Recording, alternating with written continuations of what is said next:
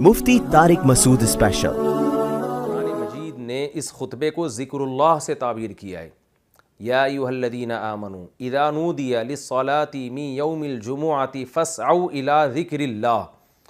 جب اللہ کے لیے جمعہ کے لیے ندا کی جائے تو اللہ کے ذکر کی طرف دوڑو۔ اس ذکر میں جمعے کا خطبہ بھی داخل ہے اور جمعے کی نماز بھی داخل ہے، اور ذکر اللہ کی جتنی بھی اقسام ہیں تو وہ اسی زبان میں ہوتی ہیں، عربی زبان میں ہوتی ہیں۔ جیسے ہم صبح و شام کی تسبیحات پڑھتے ہیں یا خود نماز پڑھتے ہیں، وہ سب عربی میں ہے، تو اس کو ذکر اللہ کہا جا رہا ہے۔ تو ذکر اللہ تو جو عربی زبان میں ہی ہوتا ہے۔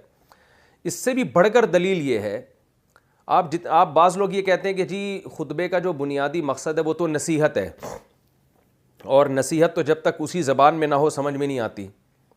تو یہ لاجک جو ہے نا یہاں بھی پیش کی جا سکتی ہے کہ نماز میں جب ہم اللہ کی حمد و ثنا کرتے ہیں، رکوع کی تسبیحات پڑھتے ہیں، تو اس کا اصل مقصد تعظیم ہے۔ تو تعظیم تو جب تک آپ اپنی زبان میں نہیں کریں گے، آپ کو پتہ کیا چلے گا میں کیا تعظیم کے الفاظ کہہ رہا ہوں۔ کتنے لوگ ہیں جن کو التحیات للہ والصلوات والطیبات والسلام علیک ایھا النبی، اس پوری دعا کا مطلب معلوم ہے؟ ظاہر ہے 99% لوگوں کو تو اس کا ترجمہ معلوم نہیں ہے۔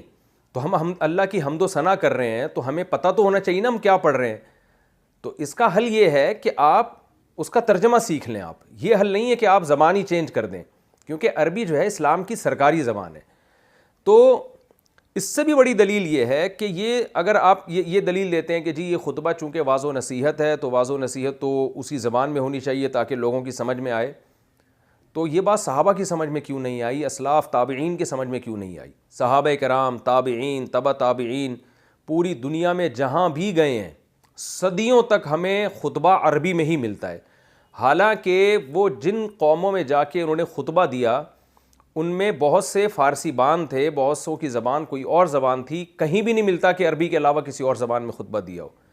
آپ کہہ سکتے ہیں کہ صحابہ کی زبان تو عربی تھی، ٹھیک ہے صحابہ کی عربی تھی، لیکن تابعین، تبع تابعین اور ان کے شاگردوں کی زبان تو عربی نہیں تھی۔ بہت سے فارسی بولتے تھے۔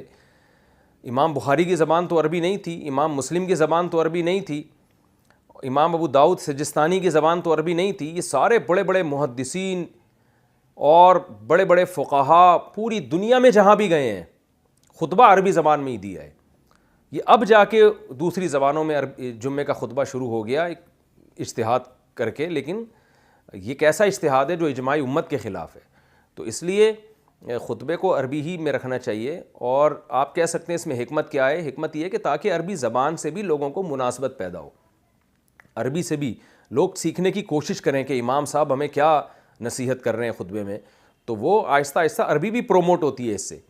تو ہماری رائے یہی ہے کہ یہ جو مختلف زبانوں میں جمعے کا خطبہ شروع کر دیا گیا یہ طریقہ ٹھیک نہیں ہے۔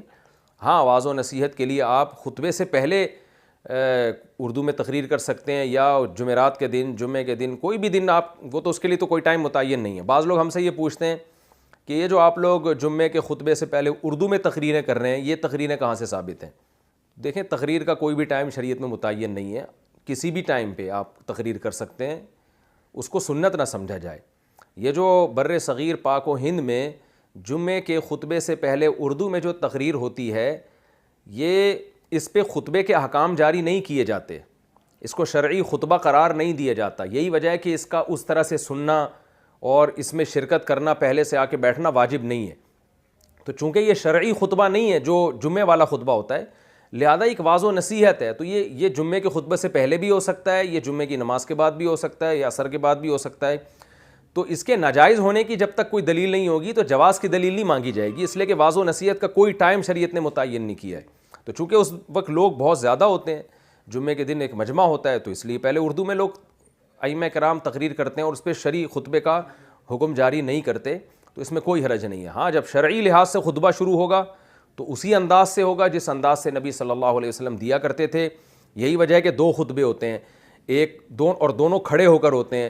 اردو میں جو خطبہ دیا جاتا ہے یہ تو بیٹھ کے دیا جاتا ہے، تو اس پہ وہ احکام نہیں ہے۔ جب آپ صلی اللہ علیہ وسلم کی سنت والا خطبہ جب آپ دیں گے جمعے سے پہلے، جس کے شرعی احکام ہیں، جس کے وقت بات چیت کرنا حرام ہو جاتا ہے، جس میں آپ ایک تنکے سے کھیلنے پر بھی آپ پر پابندی ہے، جس میں آپ کسی کو خاموش کرانے کے لیے بھی چپ کا لفظ استعمال نہیں کر سکتے، خاموش کا لفظ استعمال نہیں کر سکتے، جس کے لیے قرآن میں آتا ہے فَاسْعَوْا إِلَىٰ ذِكْرِ اللَّهِ۔ تو یہ جو خطبہ ہے، جو سنت ہے، یہ سنت ہی کے انداز میں ہوگا، اور یہ اسلام کی سرکاری زبان میں ہوگا جس کو عربی کہا جاتا ہے، کیونکہ صحابہ نے پوری دنیا میں جہاں بھی گئے ہیں، تابعین جہاں بھی گئے ہیں، صحابہ کے شاگرد، شاگردوں کے شاگرد، محدثین، فقہا، انہوں نے ہمیشہ جمعے کا خطبہ عربی زبان میں دیا ہے، کہیں نہیں ملتا ہمیں کوئی اور زبان میں انہوں نے خطبہ دیا. کوفہ میں، بصرہ میں، دمشق میں، شام میں، یہ تو سارے اجمیوں کے ممالک تھے، یہاں عربی تھوڑی تھی اس زمانے میں. خطبہ ان سب میں، عراق میں، سب جگہ عربی میں ہمیں خطبہ ملتا ہے. عربی کے علاوہ کسی اور زبان میں اسلاف سے ہمیں خطبے کا ثبوت نہیں ملتا، لہذا اس کا اہتمام کرنا چاہیے کہ خطبہ عربی میں ہی ہو. یہ ہماری رائے ہے، کوئی اختلاف کرے تو اس کا اپنا مسئلہ ہے، ہمارے ذمہ ہے اپنے دلائل سامنے رکھ دینا.